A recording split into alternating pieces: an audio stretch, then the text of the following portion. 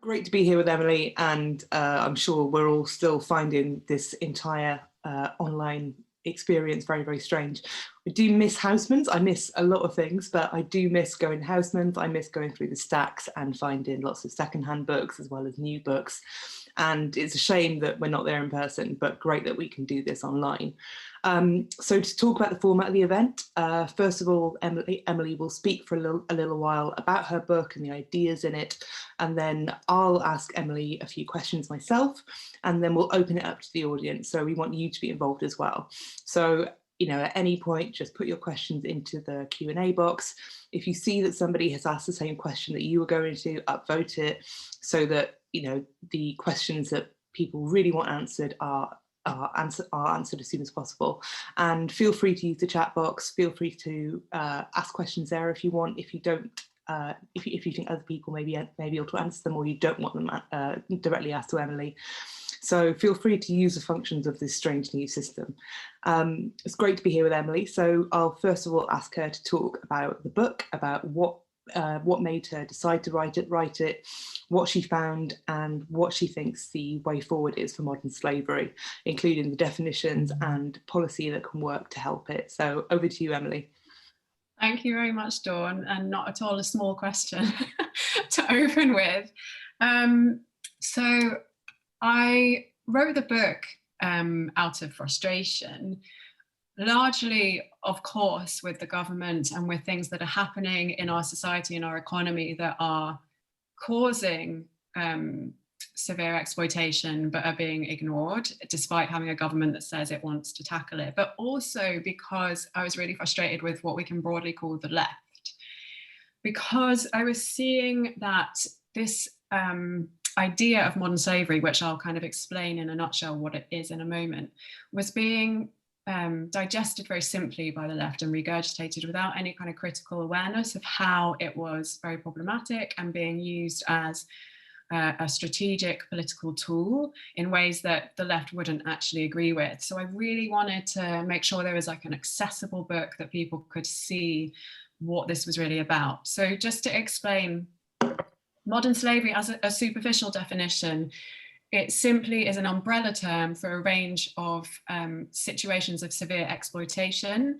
So under that umbrella overarching term are a number of other terms that people will have heard of, like human trafficking. So you can think of that as like a subtype of modern slavery, forced labor, domestic servitude. These all have their own separate definitions. So that's what we're talking about. Exploitative situations that are difficult for someone to leave, essentially. And there is a huge variation within that. But the book is really, it's not a kind of in and out of the definition, because that would basically be the job of lawyers, and people have been trying to do that for years. You can't really define this in a neat way. I don't think it's possible. What it talks about is modern slavery as a story about exploitation. So modern slavery as what we could call a frame, a way of thinking about an issue that tells you a particular storyline about that issue, like who the actors are in it, what the problems caused by, what the solutions are. And the modern slavery story about exploitation tells us some key and pernicious things that the book is trying to expose in different ways. So it tells us that exploitation is an exceptional and anomalous phenomenon. Right? It's something that occurs because it's perpetrated by individual deviants, so the traffickers, the enslavers, and is separate, therefore, from general socioeconomic conditions, right? And you hear proponents of this idea, called new abolitionists, talking a lot about how it is above party politics. It's nothing to do with politics. It's an issue of crime, and perhaps a humanitarian one as well. And therefore, because it's not a political issue, apparently, we're all on the same side against modern slavery, whether we are the CEO of Amazon or, you know, an anarchist activist. Wherever we sit on the spectrum, we're apparently all on the same side against this thing. And you see that in the language used by new abolitionist organizations, politicians, in parliament, all of these things. So they'll talk about it as a parasite, as a virus. These are verbatim quotes. We need to inoculate people against it. We need to scrub our supply chains clean. So you can see this thread running through this evil aberration that we need to just extricate, and then everything's fine. And obviously the phrase modern slavery itself is playing on connotations of historical slavery. And, you know, in some ways it's clever, because there'd probably be far fewer column inches about exploitation if no one had ever started calling it modern slavery. You know, it's like tabloid friendly to write about sex slaves or whatever. But it's playing on historical slavery in a very warped way. So it's using that nationalistic story about how, you know, apparently the UK were the heroes with regard to slavery, and you'll find modern slavery speeches by politicians and so on absolutely peppered with references to Wilberforce. The 2019 Tory election manifesto had this amazing line which encapsulates what I'm saying, which was, the UK has long been a beacon of freedom and human rights. It was with historical slavery, and it is now with modern slavery. When, of course, we perpetrated historical slavery, it was a product of underlying conditions, i.e. racist colonial ideology, and indeed we actually replaced it with exactly the kind of exploitation we now call modern slavery, with this trade of Indian and Chinese workers to plantations. So this whole thing, like, what is this? You can see why then I was obviously frustrated with the government, but very frustrated with the left as well for not kind of questioning this issue in a way that I felt was really important.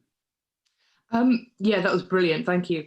Can you talk a bit about, you know, a little bit more about how, when I was reading the book, it struck me time and again about how people, as you say, tried to scrub the idea of exploitation in the workplace and personal exploitation of any political connotation. So can you talk a bit about the attitude that politicians have and the refusal to examine the conditions that allow like modern slavery to flourish?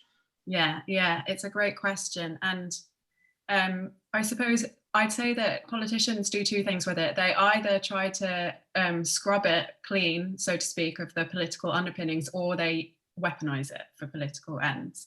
But we can come to the latter in a moment. So I give you, I think it's an example, it's useful to show what I'm talking about. So overseas domestic workers are largely women, migrants, who come to the UK to work in private households as things like nannies, housekeepers, that kind of thing. And at the moment they come here on a visa that effectively ties them to their employers. They can change employer, but because their visa is only 6 months long and they can't renew it, it basically makes it incredibly difficult to actually find a new employer if you're being abused, because obviously people don't hire a nanny for like a month left on their visa. So they are effectively made to either run away and become undocumented or stay in a situation of exploitation. So that situation with the visa was brought in 2012, and from 2012 to 2016 it was literally tied. They were not allowed to change employer, which is like the worst possible practice you can imagine. So this problematic visa was brought in 2012. A year later, Theresa May announces the modern slavery bill. So perfect vehicle, right, to revert to the previous visa, which was much better. There was an amazing cross-party campaign to get an amendment into the bill to do this. And a peer read out like harrowing testimony, because the introduction of this visa had led to women being literally confined in houses, not allowed out, sleeping on floors, eating leftovers, physical abuse, truly horrific. So these testimonies are being read out. And the government's response, the Lord speaking for the government, said, I think there is a conflation of issues here. You're conflating victims of trafficking with the visa. And this is the crux of how they try to say that it is purely because of an individual deviant. So in that case, it is the employer, the exploitative employer is the problem, when of course he is completely wrong. The visa is the precondition for that exploitation being able to occur. When you make people have not enough rights, not have options, not have choices, when you make them fearful of the authorities because they're migrants, you create exploitation. But their whole line around that is always, and I've worked on this really intimately, and you can literally see it in meetings, it's like, don't bring up immigration policy, even though it's utterly crucial. And in fact, there's this guy, an Irish politician I quote in the book, who wrote an op-ed that says this amazing line. When I found it, I was obviously like, thank you, because that's exactly what I'm saying is happening, but it's ridiculous.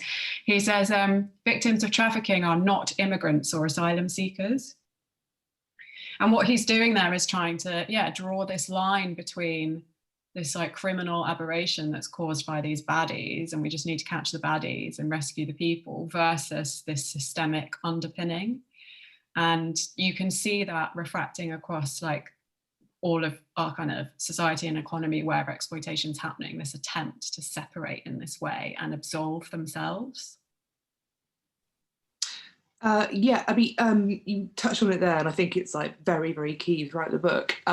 When it comes to immigration policy, you know, there's a big tension where workers are exploited, and if they are discovered, they may be taken out of that workplace, but then what happens to them? So, I mean, like, can you talk a little bit more about the problems that immigration policy and changes to immigration policy have impacted on workers who are being exploited? Yeah, absolutely. So, the hostile environment, this collection of laws and policies that attempt to make life as difficult as possible for undocumented people in the UK, is directly creating the kinds of exploitation that we are apparently cracking down on under the Modern Slavery Act. You know, I'm far from alone in saying this, but the government obviously doesn't like listening to that. Specifically, the illegal working offence, which in 2016 made it a crime to work as an undocumented person. What this means is that, firstly, if you are a person with an insecure immigration status, you are much more likely to be working in parts of the economy that are not regulated, that are being run by people who are looking to push bad conditions onto you. And in fact, I used to work at an amazing NGO called Focus on Labour Exploitation, and their research has found that employers were deliberately recruiting undocumented people because they can push those conditions down onto them. So as one of the people I quote in the book says, you're creating easy prey. That is literally what that is doing. And yet apparently we're leading the world on tackling modern slavery. We also lack a firewall between police and labour inspection and immigration enforcement. So even if you're going to those bodies as the victim of exploitation, and there are lots of people who want to be able to go to those bodies, I know obviously people don't always agree with them, they can't safely because their information can be passed to immigration control, and then you're choosing basically, do I stay in this potentially horrific situation, or do I run away and choose destitution or deportation? And that's even still a legitimate sentence if that person is put into support for. So the introduction, Russell said that 2019 around 10,000 people were identified as potential victims of modern slavery. Those are the people that are referred into this national framework we have to support victims. It's called the National Referral Mechanism, and it's not at all what it looks like. It's not fit for purpose. This idea that we're rescuing people is total crap. In fact, if you are non-EU, and now it will be EU as well, you don't have the right to stay in the UK once you're spat out from this support system. Very few people are given leave to remain, so people are being exploited here and then sometimes forcibly deported, including children who are recognised victims of modern slavery. And I think that that's one of the things that, you know, when you see newspaper campaigns and advertisements for the modern slavery helpline and these kinds of things, it's really, you know, I think at the conclusion of the book talks about how this is really a fairy tale, and this rescue part of it is really a fairy tale and something that plays directly back to those political questions where you have people that don't have options, where you have precarious economies, where you have like global inequality. You cannot do meaningful rescue most of the time, and that's obviously not a story that we're being told. No, absolutely. I mean, it just struck me every time I read anything about modern slavery, you know, including your book. You know, I was reading the Financial Times today, and they were talking about the fact that, you know, the economy has changed since, say World War II. And when it comes to farm working and a lot of manual labour, the vast majority of workers there are no longer from the UK. And that's because they can essentially exploit people from outside the UK, pay them below minimum wage, break the law. And they know full well that the options for those workers are to either continue working there, have poor conditions, including like sleeping, living conditions, or they can, whistleblow on their employer and they will be arrested and deported. So there's not much of a choice there whatsoever. So yeah, exactly. About what sectors of the economy are particularly bad. You mentioned care work, but obviously it's also farm work. So which sectors of the economy are particularly bad, and how does it begin to occur? What's the chain of trafficking and recruitment? Yeah. So essentially you're looking at any sector where you've got people who for whatever reason have like limited rights, right? And there's not enough enforcement of our labor laws. So often those are migrant workers. So sectors with a high proportion of precarious migrant workers are where you would want to be looking for exploitation to be taking place. And especially if you've got a lot of undocumented migrants. So yes, agriculture, construction, you will find it in hospitality sometimes. You also have garment production. The Leicester stuff last year was clearly about garment production and undocumented work and migrant work. It's a really, the question about like the journey is a really important one, because it plays exactly into the point I'm making about modern slavery as a story, as a really pernicious story. Because when people think about human trafficking, so human trafficking is where someone has essentially recruited you and moved you to exploit you. So, and that exploitation is the point where you are experiencing modern slavery. So it's a type of modern slavery. When people in general in the public, with the help of tabloids and the Evening Standard and whoever, think about trafficking, they tend to think about the trafficker as the perpetrator. Now, obviously, the trafficker is involved. But it's very rare that it's like a kidnapping and abduction beginning to a journey. It is predominantly, trafficking is best understood usually as migration gone wrong. So you have people wishing to migrate, and for perhaps because there aren't legal safe pathways open to them, or perhaps because they don't have kind of the options available to wealthy migrants, they end up essentially falling into being trafficked on the journey. And so it's really important to know that, because it starts to push attention onto migration policy instead of the baddie trafficker. You get a comparable thing. So it's all about these deep drivers. So for example, I talk about the story of a guy called Mark in the book, who's a British man who was homeless. Homeless shelters are a known recruiting ground for people who wish to find people to exploit. Why? Because those people have no other options. And Mark was approached one day by a guy who offered him work, 3 meals a day, like some pay. So he took him up on it, better than what was happening. And once he was in the circumstance and realized he was being like hugely abused and not paid and what have you, he had to make a choice between staying or trying to run away. And he chose what he calls the lesser of two evils, which was to stay, because he had some food, he had some shelter versus no food versus no shelter. And so, there are obviously like specific roots and things into these things, specific stories, but it is all at its heart about those deep drivers that nothing is being done about. I talk in the book about government loves talking the talk on modern slavery and spending money on awareness raising stuff and all of that kind of thing. But it's overseen 2010 to 2018, 167% rise in rough sleeping. But its solution for homelessness is to put posters up in shelters of how to spot the signs of modern slavery. And it's that kind of thing that is, is really needing to be exposed, and the not-for-profits and the left really needing to see that as well.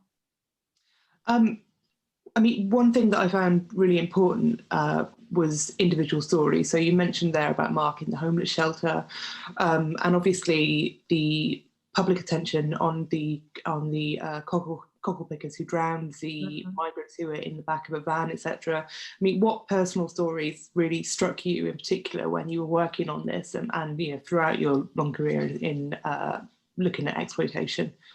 Yeah, that's a great question. I mean, Mark's did really stick out because it's just when he says the lesser of two evils, he just like hits you in the face that this is about options, this is about destitution.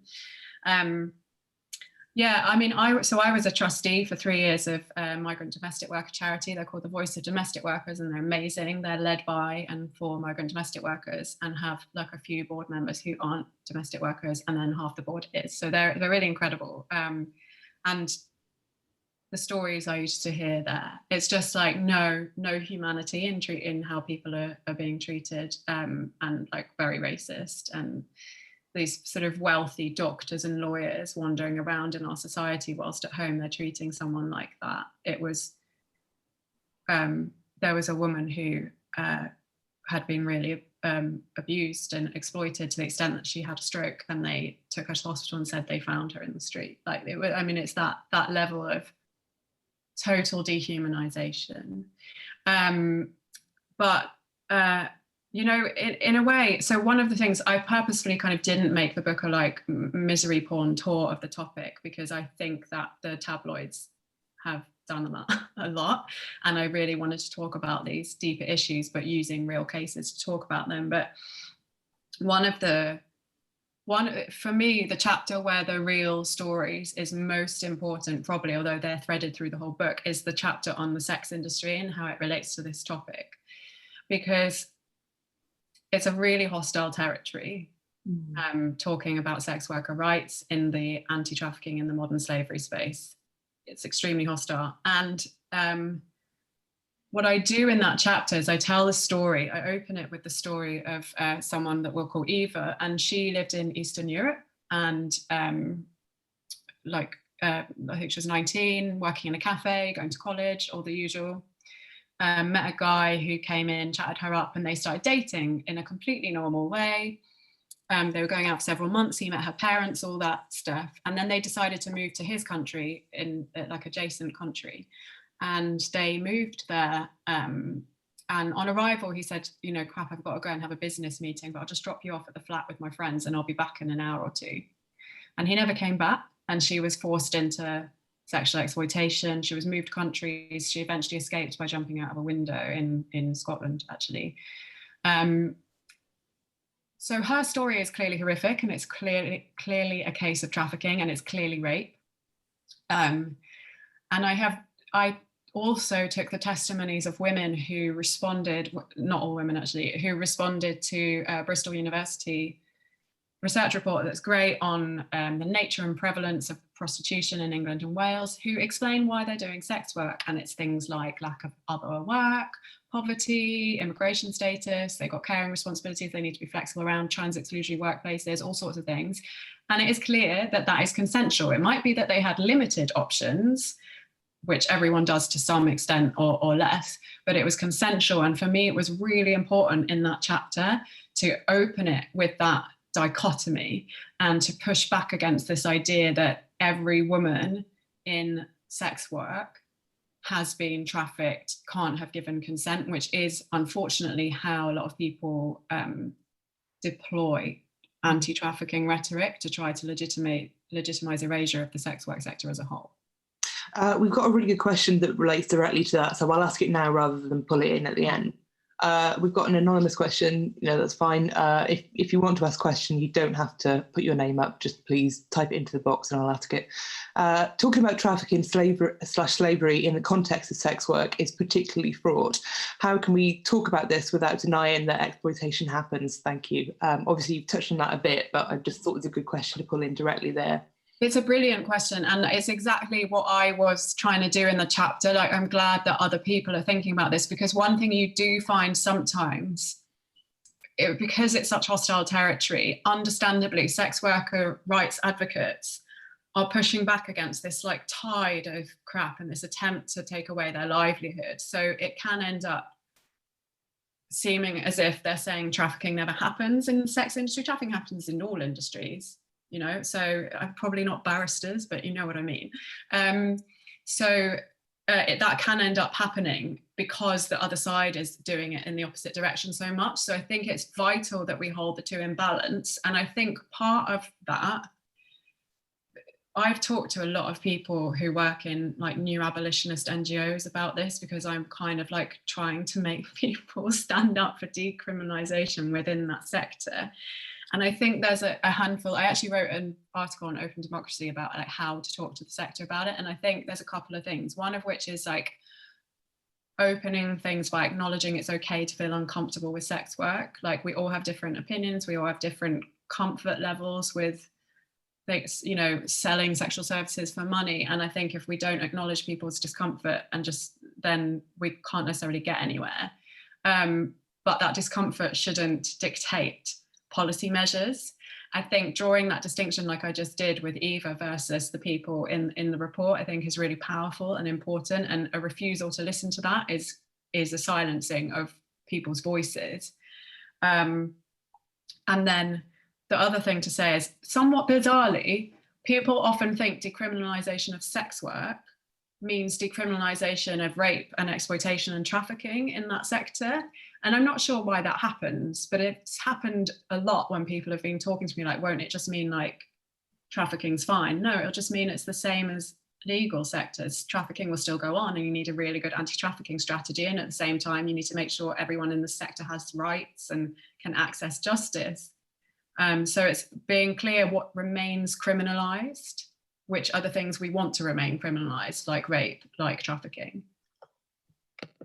No, that's brilliant. I mean, whenever I think about kind of trafficking and sex work, and listening to you there, but also reading that chapter you mentioned, it's very, very clear that a lot of people who talk about modern slavery and exploitation have a tendency to revert to kind of tabloid stereotypes a lot. So when they talk about sex work, they'll say that, you know, as you say, they'll try to imply that everybody is trafficked and that, you know, sex work isn't legitimate work. And even though we know there is a lot of exploitation and trafficking in the garment sector, we don't say that people shouldn't make clothes, etc. I mean, so how do we kind of change the conversation on that? So, you know, so instead of talking about people from Poland coming over and stealing jobs, etc., we talk about the fact that there are some workplaces that are very exploitative, and, you know, people should be given certain rights, should be given minimum wage, you know, and everybody should be able to make a living and not worry about their migration status. I mean, how difficult is it to kind of change the conversation on that, and what are your tips for people who are arguing on that? Sorry, it was a huge question. It's a great question. Before I get to that bit of the question, just to mention like exactly this like stereotyping that's in the press, and I talk quite a bit in various bits of the book about it. In fact, you know, there's been a lot of work by people working on this to try to improve that, which has to some extent succeeded, but to some extent not. So trying to push away from, there's this like ideal victim type that was always what was in the press or on the front cover of like conservative think tank reports or whatever, and it was always a white woman who was probably like looked naked and crying and like potentially bound. Like it was always this ideal victim. And of course you're a white woman is not an immigration threat, if you see what I mean, in the mind of the public. And it was very clear that, and just like prurient and not cool. So thankfully some of that's improved, and like putting like barcodes on naked white women, just loads of stuff that I mention in the book. But yeah, so the problem is that this modern slavery frame, the story about exploitation, is very, very strong. Like it's clearly like taken hold very well. It's very popular with the media. This government and the one before absolutely love it. It's we are trying to export our Modern Slavery Act around the world. It's a national priority for the National Crime Agency, tackling modern slavery. Like it's a strong frame, and it has this very comforting fairy tale narrative where, okay, this bad thing is happening, but heroes the government, police, corporates, you and me, if we can spot the signs or shop ethically, that's going to solve it. And then everything will be rescued and free and everything's fine. And it's like a comforting way to talk about a horrific topic, but also completely useless. The problem being that it's such a strong storyline, and also one that people don't like questioning. So there's these two brilliant female academics who've written this, who say that questioning modern slavery is like criticizing motherhood and apple pie. And it's completely true, you know. And I obviously had to talk to the publishers a lot about, like, are people going to write like Emily Kenway says modern slavery doesn't exist, as if I'm like taking away the experience of people of exploitation. So it's like quite risky as well to push back against this story. It can be mischaracterized very easily because it's not meant to be political, right? Like, why are you making this thing political? So for us to create positive change, there is a lot to be done about countering that story. And that's what the book really tries to arm people with, like FOIs that expose how brothel raids being billed as anti-trafficking didn't refer any victims into support, like that kind of thing. Like this is not what you're being told it is, and to shatter that story. And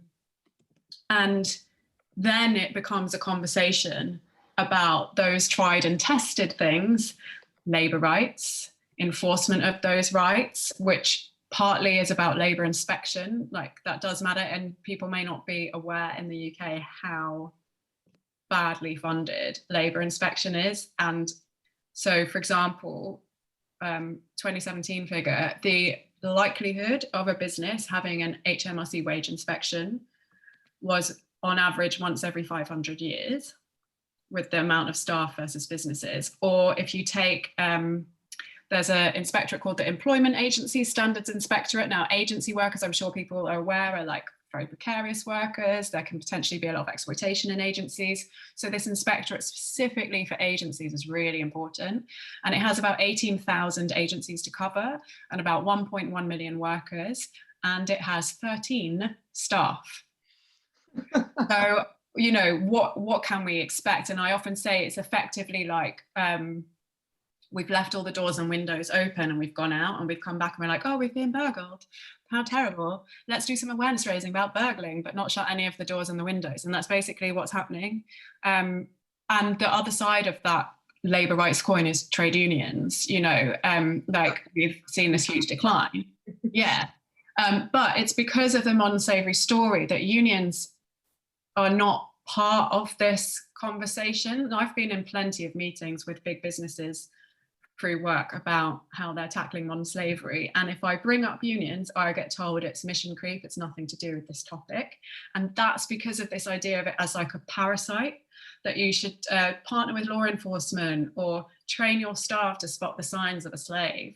And then you've done your bit. And one of the things that, one of the reasons I wrote the book in a way was like, finding it really frustrating that that territory was being taken from trade unions without people seeming to realise.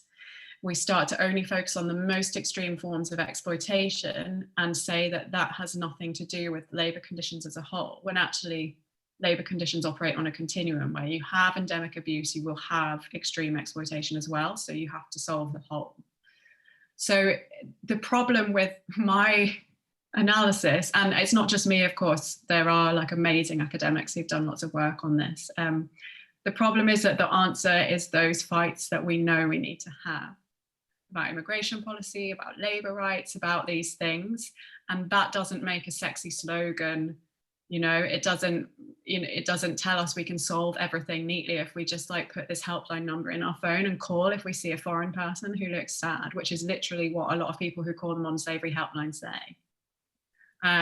So yeah. You talked about kind of business attitudes towards trade union involvement in combating modern slavery, but when you've spoken to trade unions, what has their attitude been like? Which unions have been good, and what are trade unions doing? Both kind of big ones, but also the smaller ones that often seem very, very helpful when it comes to tackling exploitation. Yeah, I've got a lot of love for those smaller ones, as I'm sure everyone does. I think, you know, in a wasteland of political depression. They're like one of the glimmers of hope. I just am inspired every time I see what they're doing. Yeah. So essentially, I mean, you have individuals in the large unions who get it and who want to do stuff on it, but they are, you know, busy fighting loads of different fires, everyday kind of casework stuff. It's just such a huge remit that they have. And I have worked quite a lot with various people from unions, including the TUCN. Like they are in the right spaces and trying to kind of push back against this narrative, but it's very difficult, and especially when government purposefully creates structures that exclude them, which obviously they do. And so I think there's a lot of work for us to do as democratic citizens on pushing unions to the front of any conversation about exploitation, whether it's called modern slavery or anything else, because we need to be calling for that and be part of asking for that, because, you know, the one person who's the UK policy officer at the union cannot do it all on their own because they're up against this kind of government. The smaller unions are obviously amazing, and I think that they're really vital for creating, hopefully, like some of the seeds of that systemic change. So where we've seen wins on bringing outsourced workers in-house, it's that kind of shift to business models that we really need to be seeing, because it stops there being so much precarity, so much kind of deprivation of rights. Just the act of unionizing obviously does that as well. So, and then the other thing I'd say is there's been some interesting examples abroad of like in Thailand and Malaysia, of trade unions being used to directly to try to stop forced labor situations happening, modern slavery situations happening, but not in this like raid and rescue way that doesn't really help when you've got nothing else to go to once you've been rescued, but by seeing that the really severe situations happening and then working with people to bargain for something better. And there is also potentially really interesting work to do with joining up unions. Obviously, like, people migrate for work now, but unionization doesn't migrate, and so you essentially end up with people coming to the UK who don't have that support network, that way of having a voice, and hopefully UVW, IWGB, whoever finds them. But there's actually, you know, there could be something really interesting to do with like creating kind of rights corridors around the world and making sure people have that ongoing support. No, that's a fantastic answer. There's like a huge amount to think about there. I'll bring in another audience question. The first person who asked a question was Bert Schoenberg, and he kind of wants to know, throughout the book, how, you know, if we accept that all wage work is inherently exploitative, when does it actually fall under the banner of modern slavery? So essentially, at what point does it become, you know, actual modern slavery, exploitation, rather than simply kind of a problem at work? Yeah, I can see the question as well. So I just skim reading this Gulf Guatemala bit. Yeah, so this is a really good and quite complex question, but I do explain it more in the book. It's fine. No. I'm just thinking like the best way of starting the answer. So basically, I think personally, and I'm sure people are going to disagree with this, but I personally think it is important that if our analysis is that all waged work is exploitation, we don't use that analysis to lose the fact that some people are in extraordinarily bad circumstances, and we listen to those testimonies from survivors. And like I've described a couple of really awful situations, like when you sit there hearing and reading through testimonies, for me there's a slight moral imperative to make sure that we can have the analysis we have of the economy and capitalism, but remember that aspect of the severity for some people. Now, your question about when does it shift into modern slavery? Well, exactly. And as I talk about in the book, that is not a simple answer. It's one of the reasons why this modern slavery idea is not very helpful, because it's like, it tells you it's this separable thing, and we can go like, there's modern slavery, there's just abuse, and you can't actually. So, for example, the International Labour Organization has said that forced labour, which is a type of modern slavery legally, a situation can be a situation of forced labour if that person can't turn down like excessive work, over unpaid overtime, because they would be destitute. So then you're like, oh, well, hang on, what? Like, how much would that apply to? That's crazy. What are we talking about here? And it's sort of the like myth starts to explode in your head, and you start realizing why these things where people are quantifying how many modern slaves there are in the world today really makes absolutely no sense. And likewise, one of the things that's really weird, we were talking earlier about options. So hand car washes are a sector that nail bars and hand car washes are like the tabloids' favorite sectors, apart from sex, to talk about this happening in. And I used to like die in every meeting because someone would mention hand car washes always. So apparently they're like dens of slavery. When you actually look at what the police find when they go along and see if that's what's happening, yes, there are some instances of really severe harm. Predominantly, however, you have general labour abuse. So no one is being paid the minimum wage, right? Everyone's getting 30, 40 quid a day for much longer hours than that would work out as. Like not enough PPE, all sorts of stuff like this. But when the police talk to them, they say, well, but I'm getting 40 quid a day. This is my best option. It's better than what is available to me at home, which is why I've come here. And I'm hoping to move on to something else, but there isn't anything else at the moment anyway. And so then you get into this weird ground about consent and what consent is, and that's not something that the modern slavery idea can solve. And it's really interesting. Like, I do talk about this in lots of places in the book, where you've basically got privileged policymakers who have all the options in the world being like, oh my goodness, that's terrible, and wanting to be the hero. And of course, ideally, no one would be in that situation, but it's this like complete blindness to the economy that we're in. I wanted to bring in a answer to the question from audience member as well. So when somebody asks a question, if you want to, you can type your own answer underneath as well. And obviously we've got time for a lot more questions. So Vicky Grandin replied to Bert's question, it touches a lot on what you said. Surely we largely agree that slavery conditions imply restriction in freedom of movement, withholding of passport, wages, working under coercion, enforced debt for travel, accommodation, food, uniform, threats and harassment to worker and families, etc.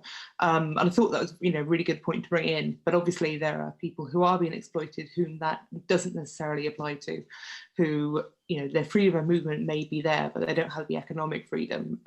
Would you say that's correct? Or yeah, bang on. And it's where you start like Vicky's like largely right. Like a lot of the cases that I can describe fit one of the things that is listed there, but it isn't solely that. And that's where you get this weird grey area starting, where it's like, well, hang on, what are we talking about? And actually in chapter 1, there's a case I talk about which kind of highlights some of the problem with this in some ways, the complexity. So there were 42 Bangladeshi men taken to Greece to work as strawberry pickers. This is a little while ago. And on arrival there, they found basically that the conditions were not at all what they were expecting. They were deceived about it, and then they were exploited. This is like legal definition of trafficking, and they had their wages withheld. So what Vicky's saying about wages,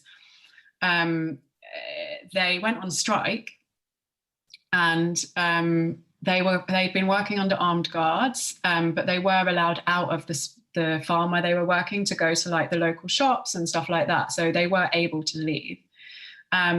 The armed guards fired on them when they went on strike, basically. And it all became a court case. And the Greek courts found crimes in terms of the shooting, but not in terms of trafficking, because the court's interpretation of trafficking was that it should be slavery, and it couldn't be slavery if those people could go to the shops, could leave. Strawberry picking is seasonal, so they definitely weren't going to be there forever. And then it went to the European Court for Human Rights, and they were like, that is not what trafficking means. Don't be ridiculous. But it's kind of an interesting example because it has facets of what Vicky's talking about. It has this other facet that meant that initially they didn't get any justice, any compensation, and thankfully that was overturned. So it feels like something we should be able to define neatly, but once you start looking into it, it's really not. Great. We have another question that kind of bounces along from that, so I'll go straight to that. So Ali Mills asks, what can we do to dissolve that mindset, the pernicious exploitation of other / less than people? What's the best approach? And slavery has been going on for aeons, but it's time we shut it down for good. So how do we get away from the mindset that some people are lesser than others, and that allows exploitation and modern slavery to happen? Very, very tough question. It's an interesting question, isn't it? Because I'm not sure that mindset is the problem. That what we need to be, the way that we really dissolve this mindset, dissolve this idea that that we can talk about slavery in this way, that this is how it's occurring, is to understand that no one is inherently vulnerable, but that vulnerability is constructed by political choices, by social mores, by economic circumstances. So like migration is a really obvious one of that, because the migrant bankers in Canary Wharf are fine. They are not vulnerable to modern slavery, but we will often hear talked about migrants being vulnerable to modern slavery. Of course, it's not all migrants. It's about poverty, it's about immigration control. So recognizing that it's the fortune of not having those constructed vulnerabilities pushed onto you, I think is really a vital way of starting to challenge it, and to bring in those counter examples, like I just did with the bankers, or like with sex work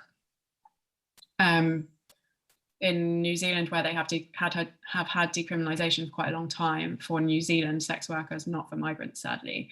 An amazing employment tribunal in 2014 that saw a sex worker winning compensation for sexual harassment in her brothel, trying to bring in these counterexamples that show that with rights, with social safety nets, these things can shift. And I guess I'd also say, like, when we say it's time we shut down slavery for good,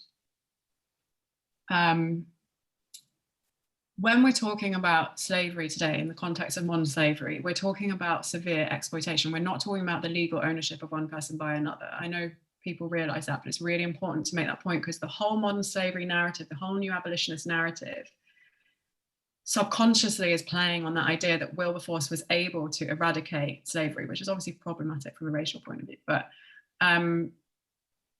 what he did, what happened was in 1833, we got rid of the law that allowed you to own another person like property, which obviously you can do, you can get rid of that law. What we're talking about now is getting rid of severe exploitation, including exploitation that occurs when someone can't leave because they'd be destitute. So to solve that, to shut that down, that's about economic system change. And we need to question how we're thinking about this idea of shutting it down, this ideas of freedom and that kind of thing. And that's really important, because it means that we will reach for the right kinds of solutions. So this, like I'm talking about unions, I'm talking about social safety nets, people talk about universal basic income in relation to this, which is really interesting, because what does it give you, depending on how it's set and all of that? It gives you the right to turn down bad work. Absolutely crucial for this topic. So the answers are systemic. There are occasionally answers that are much more easy to implement right now, like making sure that on departure and arrival, migrants have information about rights and peer groups and all of that kind of thing. So there are some more specific things. Great. We've got another question that is quite negative. I think it sums up how I feel about this, but the way that the question's framed means that it will bring out a positive answer. So we've got an anonymous attendee who asks, how realistic is it to improve any of this when the real problem is a broken immigration system, as you've mentioned a lot, and the government is so strongly anti-immigration? do you have any hope about the kind of immediate future? About the immediate future, no. I mean, who does? 2021. I feel like we're not allowed to hope yet until we're allowed out of the house.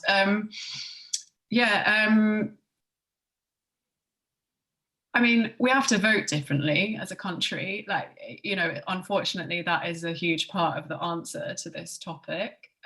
Although, you know, again, one of the reasons I wrote the book was because I felt like even if that did happen, there still wasn't this proper understanding of how this was operating.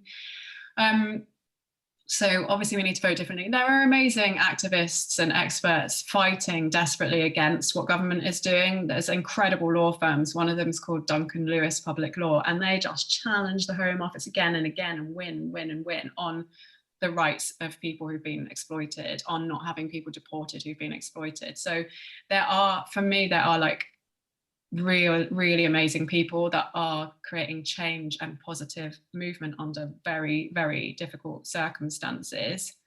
It's not just immigration policy that this is relevant to, because there are people being exploited who are British or who are EU or have like legal forms of status in various ways. And so I think that, again, it's not like, with this government, it's not a happy story, but there are potential routes. So for example, county lines is a form of drug trafficking involving children, mainly British children.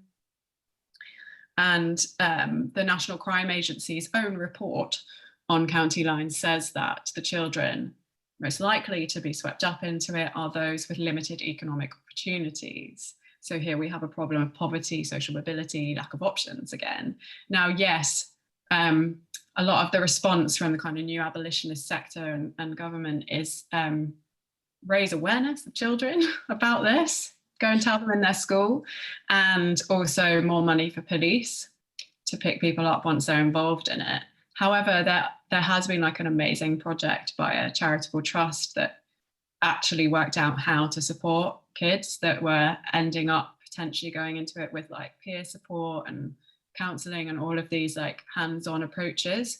So there are glimmers of hope, but I mean, who has a lot of hope about anything political at the moment with this government? It's like we have to have a change in political leadership, and part of that comes from us telling these stories and drawing this narrative out and showing what's actually going on. Brilliant. And we've got, the next one is a question that I've upvoted, a lot of other people are very interested in it, from Kat Oakley. And she says, you talked about racist colonial ideologies. How can we unite historical perspectives on slavery, you've touched on this a bit, and forced labour in the colonial global economy with contemporary discourse around slavery? You know, you kind of mentioned it once or twice, how we talk about it and, you know, the phrase slavery itself. But every time you talk about it, it's extremely interesting. So there we go. Thank you. Yeah, it's a great question. And so I think, I can see the second bit as well. Like, is it valuable? Like, I think it is really valuable, but obviously not. Talking about the history is valuable, but obviously not if it's like Wilberforce solved everything. One of the ways that I think it's really, really valuable is to start to tell that hidden history, not hidden to everyone, of course, but hidden to many people, which is the role of enslaved people themselves in pushing for emancipation. The Haitian Revolution is like the really famous, obvious example, but also like loads of acts of disobedience, trying to run away, like under huge terror for one's life. Setting fires to plantations. There's this hidden history that, you know, we are not taught about, obviously, in our curriculum, and is not in the new abolitionist speeches. And the reason why I bring that up is because what you have there really is a story about oppressed people fighting back against huge personal cost and eventually winning, yes, with other parts playing a role, but they are a very important part of that. And both the revisionist version of historical slavery and the non-slavery story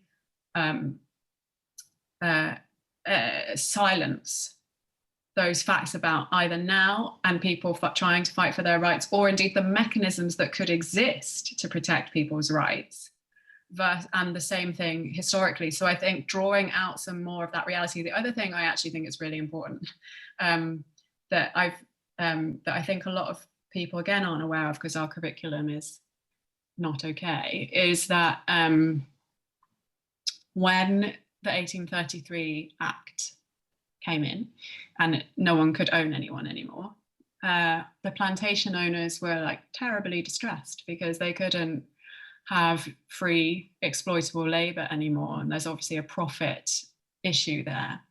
So what was done was the mass enslavement by another name of various populations. So millions of Indian and Chinese people were systematically shipped to colonial plantations, the conditions in the ships being as bad as in slavery, you know, the same conditions occurring basically, like, and they had like contract terms. None of the stipulations of the contract obviously actually met, and if you ran away during your 5 or 10 year term, you could be made to stay for another like 10 years. In the Caribbean, formerly enslaved people were redesignated as forced apprentices and not paid for like 7 years or something. So there's like all this missing history, and that missing history is missing for a reason, because it starts to draw attention to the oppressed people. It starts to draw attention to the way that the economy is based on exploitation, and drawing out those, I think, is really important for anyone who wants to see like progressive change. Brilliant, that's fantastic. We've got a question from Anna as well, who has read the book, and she said it's great. She was very positive.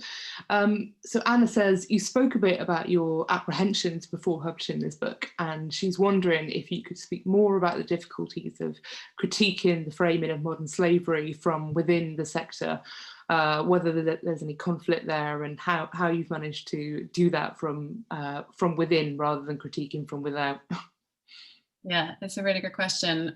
So the sector is kind of divided between people who take the kind of approach I do and people who take that new abolitionist, heroic raid and rescue law enforcement approach. And so thankfully, there's a lot of people that are really pleased about this book coming out, which is really nice. It makes me feel a lot less frightened. You know, I'm hoping that it really serves that population as a kind of touchstone, and like go in, get that fact, get that stat. You know, I did freedom of information requests, so I think they're really useful that are in there. But yeah, there is definitely a kind of quarter that doesn't appreciate this type of approach. And I mean, I'm waiting to see what happens. I'm waiting for the 1-star reviews to appear, and I'll know who they're from. But I think for me, the most important thing is to hold in tension that there are people being horrifically exploited who do, in their own words, feel enslaved for obvious reasons, for the reasons of the things that Vicky was asking in her question, like there's people's freedom may be restricted in lots of ways. I'm talking about the overseas domestic workers confined in houses. That's, you know, it's not a uniform example, but of course, a lot of those people feel like they were enslaved, like their rights, their personhood, everything was taken away from them. And to try to hold in tension that lived experience, that testimony, that description of someone's own experience, with understanding how that's been co-opted and deployed as a really problematic political tool to reinforce the things that caused that in the first place. And it's trying to hold that in tension rather than just say, like, you know, ignore those voices. I think that that's the really vital thing for me. And I think generally humans, we're like really, or maybe it's just a cultural thing, I don't know, we're very like dichotomous in our thinking. We're either or you know, you must be saying slavery doesn't exist to say that, if you see what I mean. And it's really about, and these experiences are horrific and sometimes very, very, you know, slavery-like, self-described as slavery, and this is being deployed in a politically problematic way.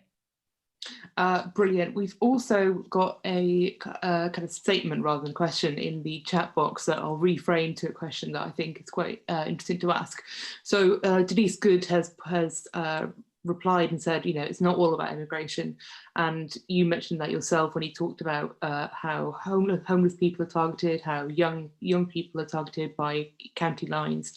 There are local people, as you said, but one thing that Denise mentioned was often people are vulnerable with learning difficulties, and they get kind of pulled into modern slavery. So did you see a lot of people who did have learning difficulties or particular kind of vulnerabilities that were preyed upon, or women who needed to flee violent households and that sort of thing? So exactly. So this is all really at its heart about forms of vulnerability, but again, constructed vulnerability, because, it's having a learning disability itself shouldn't be a vulnerability. It's the society that's wrapped around that makes it one, because we don't create that, the right forms of support and that kind of thing. And so there's lots of, aside from like immigration status obviously being one, poverty that we've talked about, you also will find people with like alcohol, drug dependencies, and convictions, criminal convictions. There was actually a case where mainly men were trafficked from, I'm going to forget which country, an Eastern European country, to the UK. It was a really big case, and a lot of those were recruited outside prisons, because people waited for them to be released. They can't, like in the UK, a very similar situation, like it's very hard to get employed again and to get back on your feet when you've been convicted. So that is actually a like constructed vulnerability. And indeed, like asylum seekers on the kind of stipend that they're on and needing to earn more money.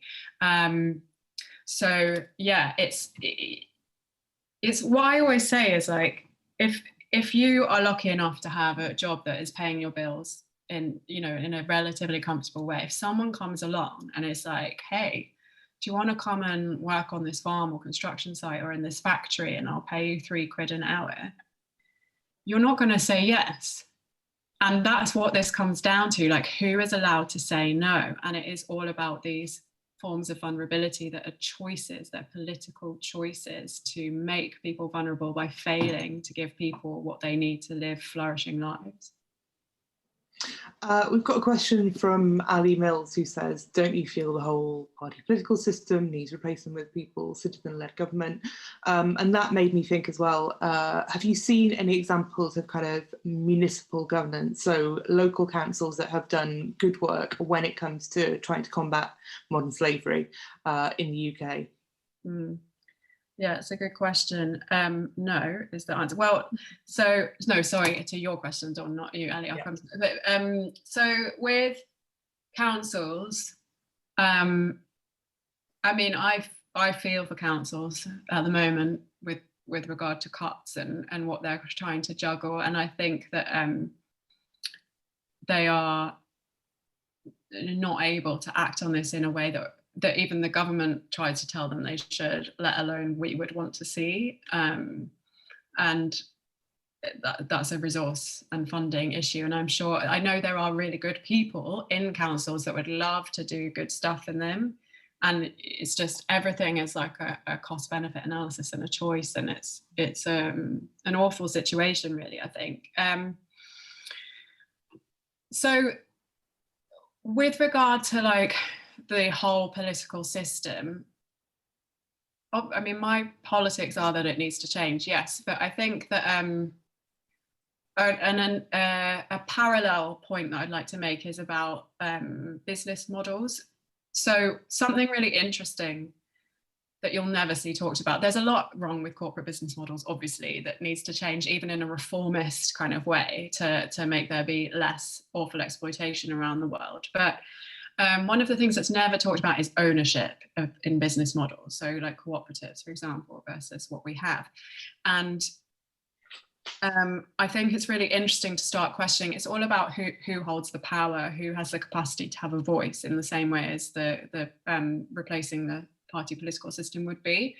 And that's kind of where I think part of the conversation needs to start going. Like, there isn't even research on exploitation within businesses that have that ownership model, probably because it's a no-brainer that you're going to find something better. But unfortunately, we live in a world where you have to have hard numbers to get any attention from policymakers. So anything that is about putting power, dispersing power, addressing power imbalances, giving voice. That being said, of course, you then potentially, you can still have like nationalistic kind of problems, and like, who is it that gets to be part of something? I can see that Ali's put people/citizen, so I'm going to assume that's a recognition of the problem with the word citizen. So yeah, kind of a rough answer to your very, very large question. How have you, have there been any studies, and have you found any information on how lockdown under COVID has affected modern slavery, in Britain and further away? Has there been less exploitation because there are fewer jobs, or is it just easier to get away with it because everybody's locked indoors and you can be a little bit more open about it without worrying about being caught? Yeah. It's really a really good question. I was like, I couldn't frame it any other way. It's a really, really good question, and one that a lot of people who work on this are thinking about a lot, because one of the things that happened with the first lockdown nearly a year ago is that you could talk to like law enforcement and people in the space, and they were very disconcerted because it was like everything went underground. You like, obviously, like nothing was open, so you couldn't see anything that was going on. And then you had like shifts in some quite funny shifts in behavior, like county lines, people dressing as joggers because that's, you're only allowed out dressed as them, that kind of thing. Yeah, essentially, so and then some of the other things. So Leicester last year, for example, was a demonstration of, if you have very rights deprived people who may or may not be experiencing the sharp end of a continuum of labour conditions but are being abused, exploited in various ways, they are still being forced to work through lockdown. That was what was happening in boohoo supply chain factories. Yeah. So for some people, there was no lockdown because they don't have a voice or any rights. And there was some furlough fraud around that kind of thing as well. So it was like invisible exploitation. But broadly, I think we're still waiting to see what happens. There's been a lot less identification of people being referred to our national support system. I reckon 2020 will be the first year for years that we've seen a drop in the number of people referred, but it's just because everything's gone like quiet. No one's seeing what's going on. And then we have a really terrifying thing on the horizon, which is like increased destitution and poverty, people desperate for work. When you have people desperate for work, you will have loads of cases of exploitation. It's just absolutely the truth. And when you add to that Brexit and a load more people coming under immigration control, we've really got a recipe for just an absolutely skyrocketing amount of exploitation across our economy. And that's bad for everyone, because if someone can pay someone less, push worse conditions, it brings everything down overall. Just to close, can you talk briefly about how and why Brexit will affect modern slavery? Yeah, so a couple of ways. So obviously, people from the EU who do not apply to the settlement scheme will be, before the deadline to apply, will be subject to immigration control. They're going to come under the hostile environment. So they basically become, in the eyes of government and law enforcement, illegal, and can no longer safely work in like legal spaces and sectors. So they become that fodder, that easy prey. So we're just creating another pool of people without rights, without safety. That's one way. And also I should say, like, people who there's 2 stages of settlement. So there'll be a whole chunk of other people that fall through the gap later as well. The other way is that it looks like what government is going to do, and it's already doing in agriculture, to replace the European workers we've been massively reliant on as an economy, is to introduce loads of short-term work visas, temporary work visas. And so there's already one in agriculture, like I say. The overseas domestic worker visa is an older example. And these are well evidenced around the world by scholars and everyone as being really high risk for exploitation, because You have people that are often, it's not easy to change employers. Especially in things like farm work, they are often reliant on their employer, not just for their pay, but also for their accommodation and food. So there's a big power asymmetry. They're often isolated, may not speak English, don't know the channels to enforce their rights, obviously very unlikely to be unionized, all of these aspects. And then you have a compounding problem where people have often taken out loans to be able to come here. So there used to be a scheme in the UK called the sectors-based scheme, which was, I think, for hospitality, ended in 2013. And a Home Office review of it found that some people had paid £10,000 to get an agent to get them onto this scheme to work in, minimum wage work. And so for that person, leaving work that's paying you is almost impossible, because you can't pay back your loan necessarily if you can't get future work. So basically, we're going to put more people under the hostile environment and then introduce visas that we know cause exploitation, but we are trying to vanquish modern slavery as a nation, apparently. Brilliant. Just to kind of finish up, aside from reading your book, what can the people listening do? What else should they read aside from your book? Should they be writing to their MPs, and which organisations can they donate to and get involved with? That is a brilliant question. So there's a really, really important petition at the moment that's run by an organisation called Calayan that works with migrant domestic workers, and it's one of those government e-petitions, and it's to try to get government to debate bringing back the better visa. So hopefully Housemans will be able to send that round, and I'll tweet it after this as well, because I think it's over halfway to what it needs. And I speak about overseas domestic workers in the book in a bit, so there is information in there, but it is disgusting and hypocritical, and one of the worst examples of what's going on. These women need our signatures. They need us to join with them. I would say one of the most important things that anyone can do is, every time you hear someone talking about sex trafficking, question it.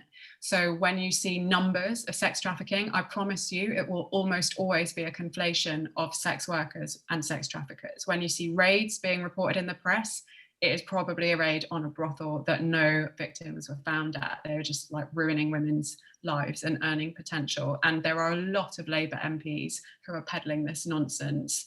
And it really must be challenged at every stage. Otherwise, we are really going to be throwing the most marginalised women under the bus. And I hope the chapter on that is useful. Speaking of which, if you want to buy another book, Revolting Prostitutes is one of the best books ever, and is in loads more detail about the sex industry specifically. So I would say those are the kind of key, really, 3 things to keep in mind. Revolting Prostitutes is by Verso. It's really, really good. So I would recommend it as a kind of sister to your book. Are you doing any other events soon to promote it if people want to hear more, etc.? Yes, I have a few.